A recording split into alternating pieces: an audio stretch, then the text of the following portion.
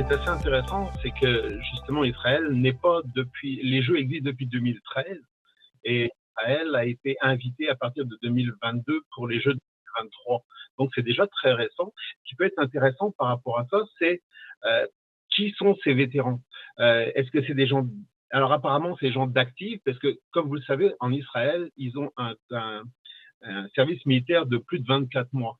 Et donc, est-ce que c'est ça, ce sont des gens dont c'est le métier, qui est un peu différent, des gens qui sont obligés d'aller faire 2 ans de service militaire, ce qui n'est pas du tout la même notion en termes d'implication et, j'allais dire, de responsabilité par rapport à des choses qui pourraient se passer ou s'être passées. Et puis, c'est un peu délicat. Surtout, on parle des États-Unis, on parle d'autres pays, et c'est une chose sur laquelle on peut revenir sur l'usage politique qui est fait. On pourrait parler de la Russie. Ça fait bientôt 3 ans qu'ils ont attaqué l'Ukraine. Ça fait 3 ans qu'ils sont suspendus de toutes les compétitions.